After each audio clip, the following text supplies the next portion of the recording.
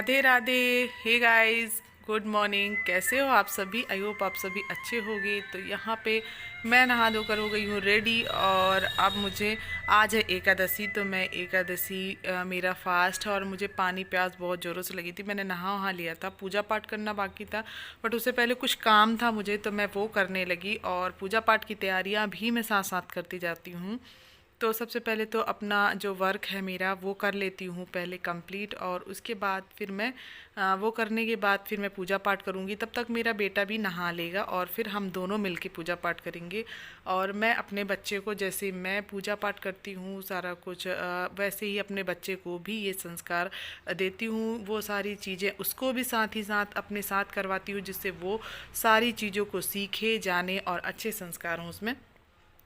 तो यहाँ पे मैं, आप देख सकते हैं, मैंने अपना काम किया। उसके बाद फिर मैं अपने सारे सामान को इकट्ठा किया। उसके बाद बाहर में गई। तो तुलसी तो आज तोड़ना नहीं है क्योंकि आज है संडे, तो तुलसी मैंने तोड़ा नहीं है, सिर्फ समी पत्र लेकर आई हूँ। और आज के दिन एक इम्पॉर्टेंट बात और, कि बेलपत्र भी नहीं तोड़ना चाहिए, तुलसी भी नहीं तोड़ना चाहिए। और ऐसी कुछ कुछ छोटी छोटी बातें हैं जो सभी को फॉलो करना चाहिए।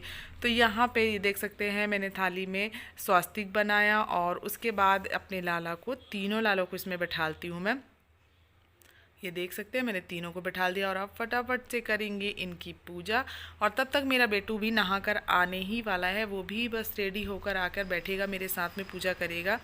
और मेरे हिसाब से तो सभी अपने बच्चों को ये ज़रूरी है कि सब लोग अपने बच्चों को सिखाएं।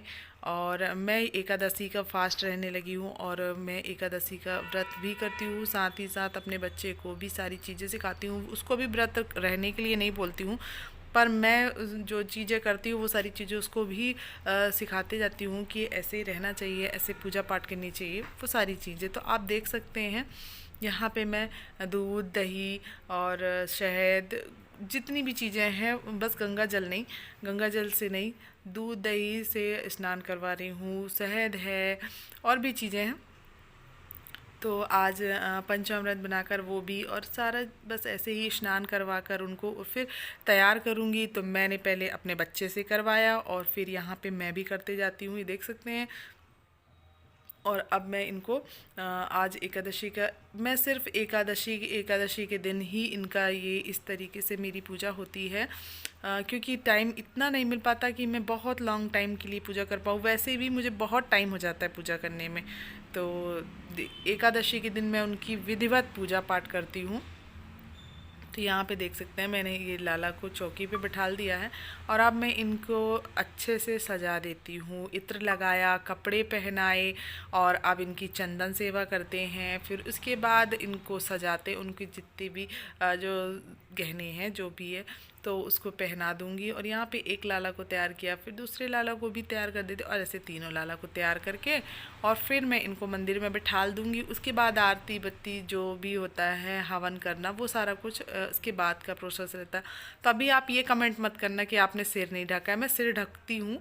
अभी जब इनको तैयार करती रहती हूँ तो उस टाइम पे मुझे इतना ध्यान नहीं रहता है, और जब मैं पाठ करती हूँ, जब माला करती हूँ, तो फिर मेरा सर ढका हुआ रहता है। तो प्लीज़ कमेंट्स में एक बार राधे राधे ज़रूर लिखिएगा, और जो भी मेरे चैनल में न्यू आए वो चैनल को सब्सक्राइब ज़रूर कर लीजिएगा। ये देख सकते हैं अब मेरा सर ढका हुआ है, क्योंकि यहाँ पे मैं इनकी आरती कर रही थी और यहाँ पे इतना ज़्यादा धुआं था ना, क्योंकि मैंने हवन किया हुआ था, तो इस वजह से बहुत धुआं धुआं था, इस वजह से क्लियर नहीं है वीडियो, तो सो सॉरी।